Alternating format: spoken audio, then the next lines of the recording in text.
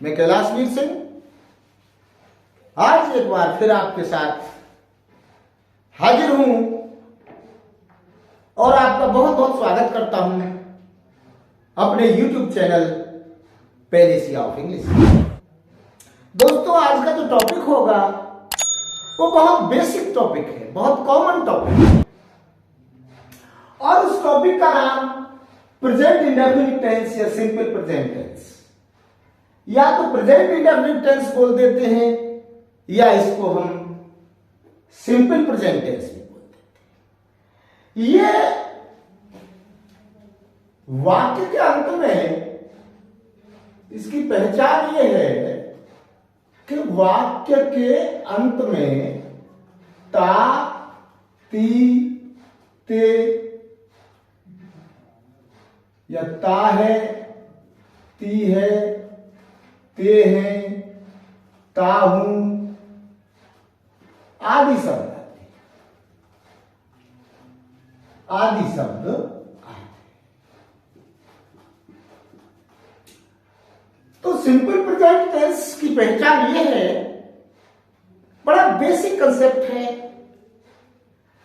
कि इसके अंत में ता है, ती है, ते है, ता हूं, ते हो इत्यादि शब्द आते हैं। अब इसको प्रेजेंट इंडेफिनिट टेंस क्यों बोलते हैं?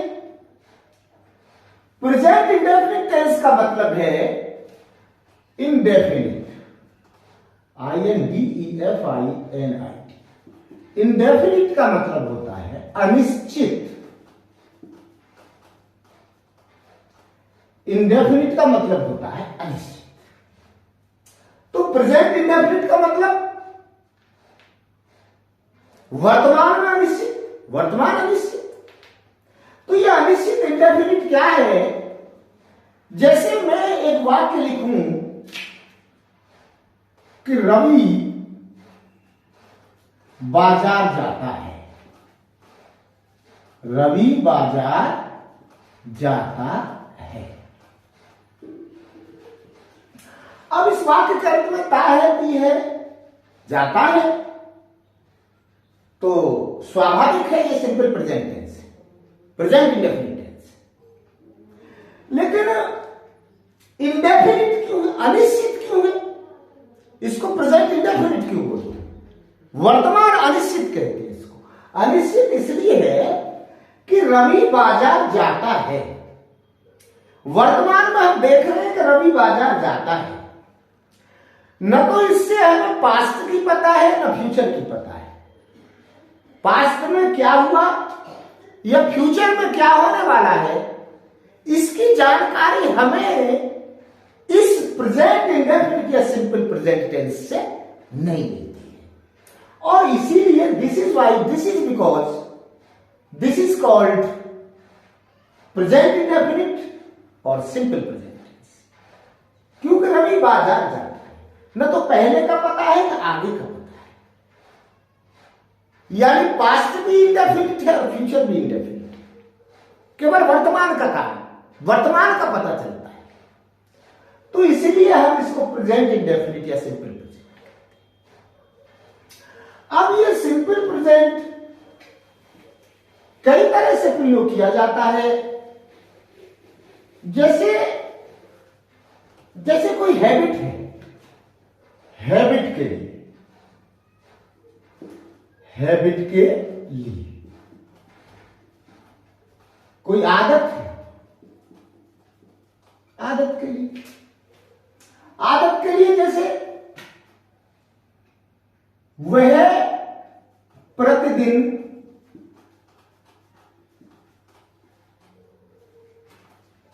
दूध पीता है। वह प्रतिदिन दूध पीता है। इसका मतलब यह है कि यह उसकी एक आदत है। क्या है? यह उसकी एक आदत है। तो यह आदत को प्रकट करता है, हैबिट को दर्शाता है। जैसे you go to temple every day, तुम प्रतिदिन कहां जाते हो?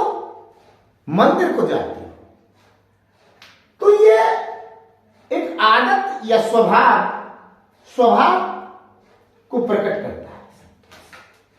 या तो आदत बताएगा या स्वभाव बताएगा। जैसे I get up at 5 o'clock every morning.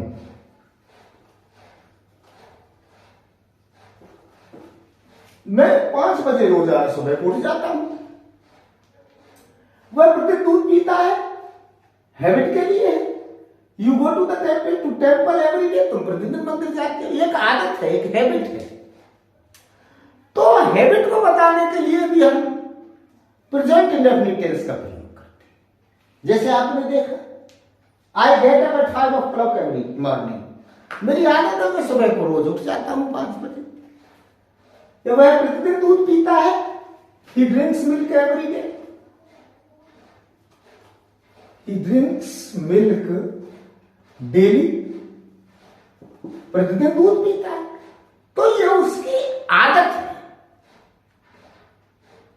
तो आदत प्रकट करने के लिए प्रेजेंट इंडेफिनिट टेंस का या सिंपल प्रेजेंट टेंस का हम प्रयोग करते हैं। इसके बाद देखिए,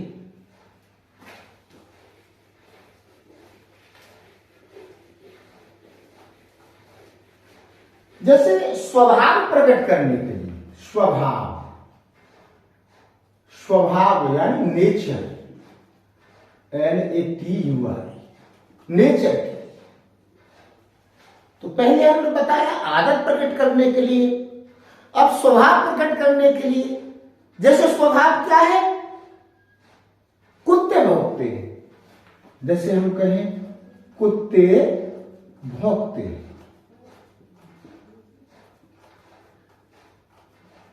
तो ये स्वभाव है, ये नेचर है।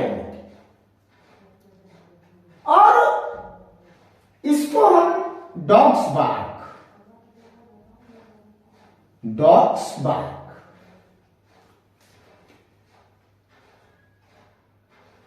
इससे पहले डी का प्रयोग नहीं होगा। जब स्वभाव को प्रकट कर रहा है सेंटेंस, तो इससे पहले हम डी का प्रयोग नहीं करेंगे, केवल हम लिख देंगे डॉग्स बार्क। जैसे पक्षी आकाश में उड़ा करते हैं, पक्षी आकाश में उड़ा करते हैं या उड़ते हैं, स्वभाव है उनका। तो birds, BIRDS, birds fly in the sky. इससे पहले दी नहीं लगाएंगे, क्योंकि ये टेम्परामेंट को, नेचर को प्रकट करता है। तो पहला तो हैबिट को प्रकट करता है, दूसरी बात है ये नेचर को प्रकट करता है, सिंपल प्रेजेंट। इसके बाद और क्या है? जैसे कोई जनरल ट्रुथ हो, कोई general truth, GENERA, general truth, कोई सामान्य सत्य बात हो, सामान्य रूप से सत्य घटना हो, तो हम किसका प्रयोग करते हैं? सिंपल प्रेजेंट टेंस का प्रयोग करते हैं, प्रेजेंट इंडेफिनिट टेंस का प्रयोग करते हैं। जैसे मैंने लिखा कि पृथ्वी या सूर्य, ऐसे लिखिए, सूर्य पूर्व में निकलता है या पूरब में निकलता है, सूर्य पूरब में निकलता है। इसको पूरब लिखो, पूर्व, सूर्य पूरब में निकलता है। तो ये क्या है? एक सामान्य रूप से सत्य घटना है, या ऐसा कहिए यूनिवर्सल ट्रूथ है। तो इसको हम बनाएंगे the sun rises in the east, या लेकिन पृथ्वी सूर्य के चारों ओर घूमती है। पृथ्वी सूर्य के चारों ओर घूमती है। तो यह भी एक जनरल ट्रूथ है या यूनिवर्सल ट्रूथ? तो the earth rotates round the sun, round the sun. तो इस तरह से पहला प्रयोग इसका होता है आदत दर्शाने के लिए, फिर स्वभाव दर्शाने के लिए, या कोई जनरल ट्रूथ है उसके लिए इसको प्रयोग करते हैं। इसके बाद एक एक्सक्लेमेटरी प्रयोग और है इसका, एक एक्सक्लेमेटरी प्रयोग, एक्सक्लेमेटरी यूज भी होता है इसका, EXCLAMATOR, एक्सक्लेमेटरी यूज। जब कुछ बात, कोई बात सडन कही जाती है, कोई बात सडन की जाती है, एक्सक्लेमेशन, EXCLAMATOR, एक्सक्लेमेशन, जब एकदम आश्चर्य हो किसी चीज का, तो वहां जैसे अरे देखो भाई जा रहा है, तो कैसे बनाएंगे? Look there he goes, look there he goes. अरे सीता आ रही है, तो एकदम विस्मय की स्थिति पैदा होगी, एकदम सडन फीलिंग हुई, है देखो, लुक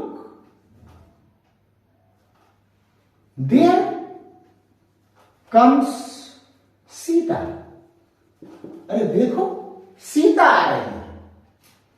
तो हैबिट के लिए इसका प्रयोग करते हैं हम, टेम्परामेंट स्वभाव के लिए, या कोई जनरल ट्रूथ या यूनिवर्सल ट्रूथ है उसमें इसका प्रयोग किया जाता है, या फिर एक्सक्लेमेशन में एकदम कोई चीज जब नजरों के सामने आए, अरे देखो वह आ रहा है, लुक देयर ही कम्स, तो वहां पर हम सिंपल प्रेजेंट या प्रेजेंट इंडेफिनिट टेंस का प्रयोग करते हैं।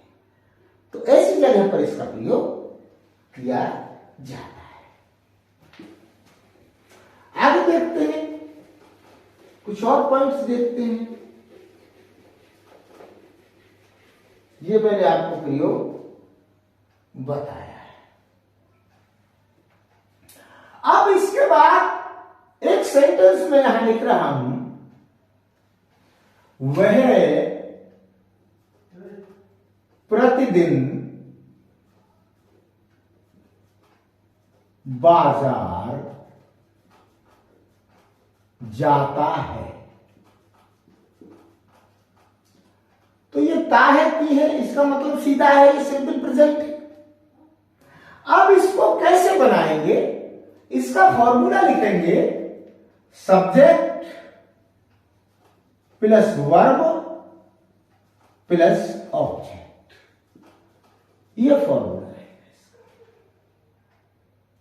तो सब्जेक्ट है वह, ही, वर्ब है जाता है, गो, और ये सिंगुलर नंबर है इसलिए goes to market every day. ये भी एक आदत सी हो गई उसकी, एवरीडे जाता है। तो इसका फॉर्मूला क्या हो गया? Subject plus verb plus object. जहां पर सिंगुलर सब्जेक्ट होता है, सिंगुलर सब्जेक्ट में या हम कहें ही सी इट के साथ, ही सी और इट के साथ,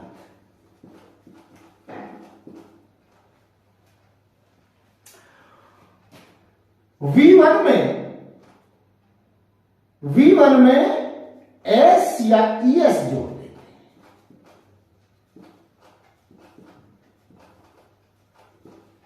देखिए सिंगुलर सब्जेक्ट के साथ, जैसे ही सी इट के साथ V1 वर्ब की फर्स्ट फॉर्म में एस या ईएस जोड़ देते हैं। जैसे हमने लिखा, इसका सब्जेक्ट वह है, सिंगुलर नंबर है ही, और गो में ईएस जोड़ दिया, he goes to market every day. और इनसे अलग जो भी सब्जेक्ट होंगे में क्या होगा, एस या ईएस नहीं जोड़ा जाएगा, नहीं जोड़ा जाएगा। देखिए एक बात मैं आपको बताऊं, what is I would like to state here, कि वर्ब हमेशा प्लूरल रूप में होता है। वर्ब हमेशा क्या होता है, प्लूरल होता है। वर्ब हमेशा प्लूरल, मूल रूप में प्लूरल होता है। इसका सिंगुलर अगर हम बनाएंगे तो एस या ईएस जोड़ देंगे, लेकिन इसका जो बेसिक स्ट्रक्चर होता है, जो मूल रूप वर्ब का होता है, वो प्लूरल ही होता है हमेशा। तो ही सी और इट के साथ वी वर्ब में वर्ब की फर्स्ट फॉर्म में एस या ईएस जोड़ देते हैं, बाकी वही वर्ब का प्लूरल जो उसका अपना सामान्य रूप होता है वही आता है। अब यहां एक सेंटेंस के माध्यम से हम देखते हैं पूरे ही सेंटेंस कैसे बनेंगे।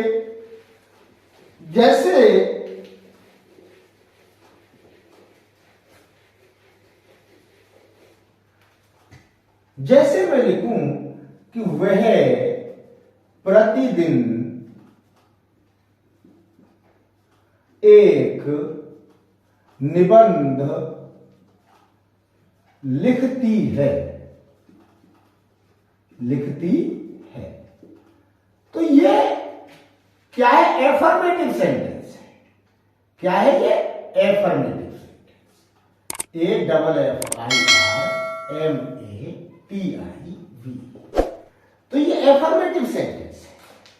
वह प्रतिदिन एक निबंध लिखती है, तो इसका स्ट्रक्चर क्या बनेगा, इसका फॉर्मूला क्या बनेगा, subject plus verb plus object. तो सब्जेक्ट है वह, सी हो गया, प्लस वर्ब, वर्ब क्या, लिखती है। वर्ब आप जानते हैं एक्शन वर्ड होता है, सब्जेक्ट का एक्शन क्या है, वो लिखती है। तो लिखती है सी राइट, WRITE, राइट।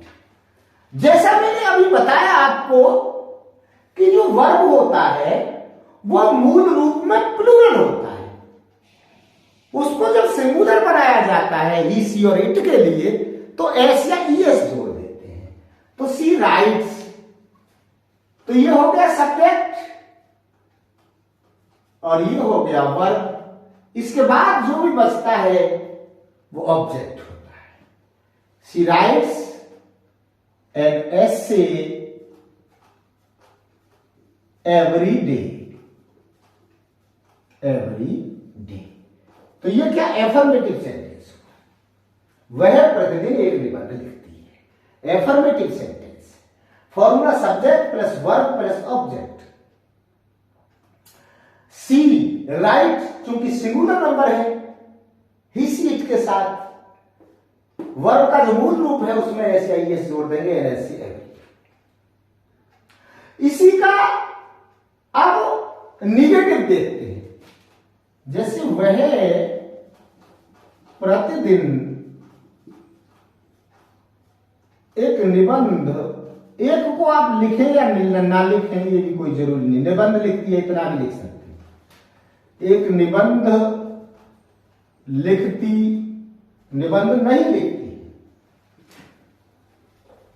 जैसे इसका निगेटिव देखें, प्रतिदिन एक निबंध नहीं लिखती है, तो यहां नहीं शब्द आ गया, इसका मतलब ये निगेटिव है। क्या है ये, निगेटिव। तो निगेटिव का फॉर्मूला क्या होगा, subject plus helping verb plus not plus main verb plus object. ये इसका फॉर्मूला है। और हेल्पिंग वर्ब क्या होता है इसमें, डू या डज। प्लूरल में डू और सिंगुलर में डज। तो देखिए वह सी, हेल्पिंग वर्ब सी के साथ आएगा डज, डज। इसके बाद नोट, फिर मेन वर्ब, मेन वर्ब क्या है, लिखती है, राइट। और चूंकि डज आ गया तो यहां पर मूल रूप में ही रहेगा verb. She does not write a letter every day, she does not write a letter every day. तो इसका ये एफर्मेटिव हुआ, ये निगेटिव हुआ। एफर्मेटिव का formula subject plus verb plus object. Subject बताया मूल रूप में प्लूरल ही होता है, लेकिन ही सी और इट के साथ सिंगुलर बनाने के लिए एस या एस उसमें जोड़ दिया जाता है। She writes an essay every day. इसके बाद वह प्रतिदिन एक निबंध नहीं लिखती है, इसी वाक्य का हमने निगेटिव बनाया। तो निगेटिव का फॉर्मूला हुआ subject plus helping verb plus not plus main verb plus object. Subject आया सी, अब हेल्पिंग वर्ब चूंकि सिंगुलर है तो डज आएगा, प्लूरल है तो डू आएगा, डज नोट। अब यहां डज आ गया तो मूल रूप में ही वर्ब आएगा, write a letter every day. तो ये एफर्मेटिव हो गया और ये निगेटिव हो गया। अब इसका इंटरोगेटिव देखते हैं।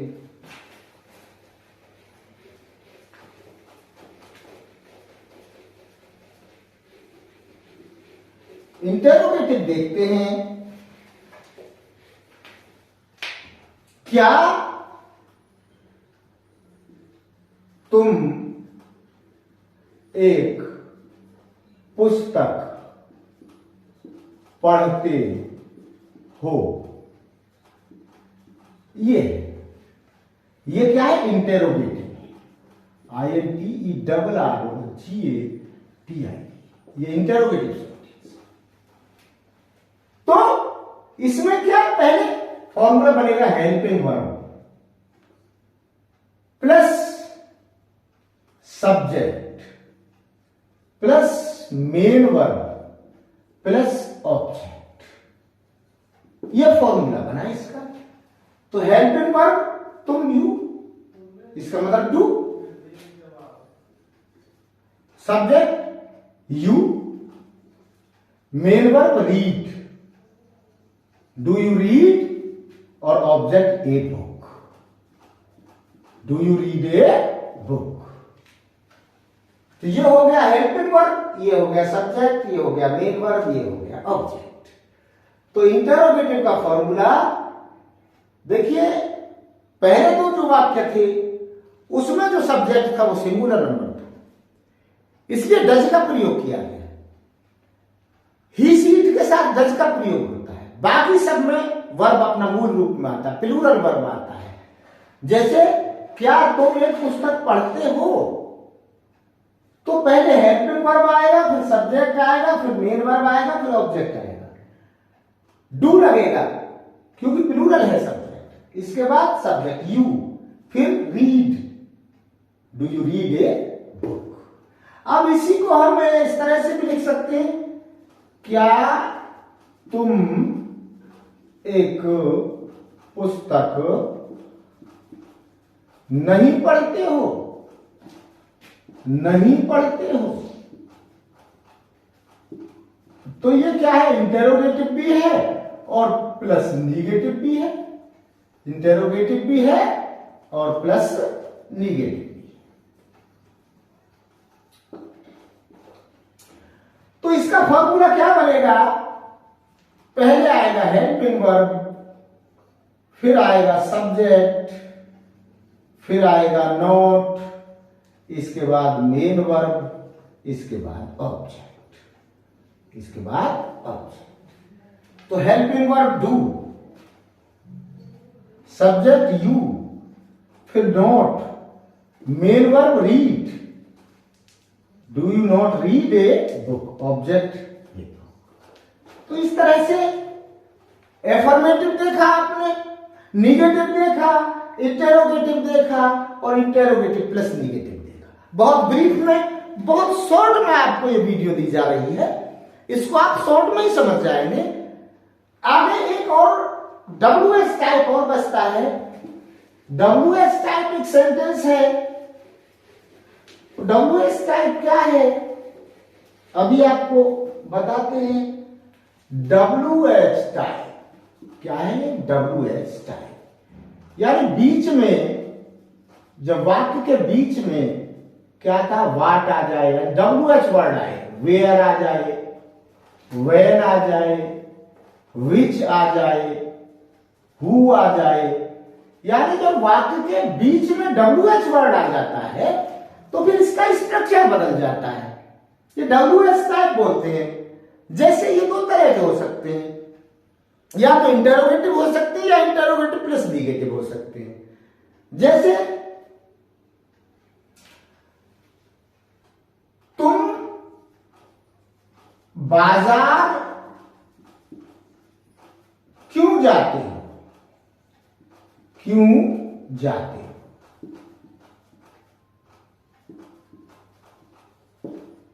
तो ये वाई शब्द आया, बीच में क्यों शब्द, डब्ल्यू एच वर्ड बीच में, तो इसका स्ट्रक्चर क्या बनेगा? पहले तो डब्ल्यू एच वर्ड आएगा, फिर हेल्पिंग वर्ब आएगा, फिर सब्जेक्ट आएगा, इसके बाद मेन वर्ब आएगा, और लास्ट में आप जानते हैं तो ऑब्जेक्ट आता है। तो डब्ल्यू एच वर्ड क्या है? क्यों, तो वाई, और वाई के बाद लगेगा डू, हेल्पिंग वर्ब, सब्जेक्ट है यू, मेन वर्ब है go. Why do you go to market? ये डब्ल्यू एच टाइप वाला हो गया। तुम बाजार क्यों जाते हो? W H plus helping verb plus main verb plus object, why helping verb do, subject you, main verb go to market. अब इसी का इंटेरोगेटिव प्लस निगेटिव कर लीजिए। इसी का इंटेरोगेटिव प्लस निगेटिव कर लीजिए। जैसे वह प्रतिदिन स्कूल क्यों नहीं जाता है? क्यों नहीं जाता है? तो ये क्या है? ये इंटेरोगेटिव भी है और निगेटिव भी है। इंटेरोगेटिव भी है प्लस निगेटिव भी है, निगेटिव भी है। तो मैंने बताया बीच में डब्ल्यू एच वर्ड है, तो सबसे पहले डब्ल्यू एच वर्ड को लाएंगे। W H plus helping verb plus subject plus not plus main verb plus object, ये इसका स्ट्रक्चर हो गया। तो डब्ल्यू एच क्यों यानी वाई, हेल्पिंग वर्ब वह, तो इसका मतलब he, does, subject he plus not plus main verb go. जब यहां डज आ गया तो why does he not go. इसके बाद object go to school every day, every day. तो देखिए वह प्रतिदिन स्कूल क्यों नहीं जाता है? W H plus helping verb plus subject plus not plus main verb plus object, why does he not go to school every day.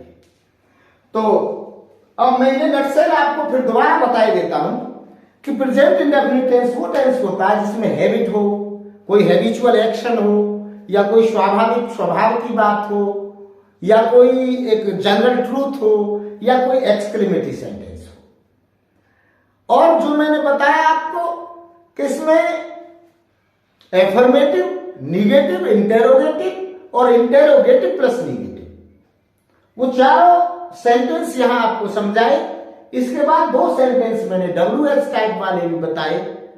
तो इस तरह से ये ब्रीफ में, नटसेल ब्रीफ में मैंने यहां आपको प्रेजेंट इंडेफिनिट टेंस को समझाने की कोशिश की है, और उम्मीद करता हूं कि आप इस वीडियो का अधिक से अधिक लाभ उठाएंगे। और मुझे ये I am sure, quite sure, मैं पूर्ण विश्वस्त हूं कि ये जो बेसिक टॉपिक है ये अच्छी तरह से आपकी समझ में आएगा।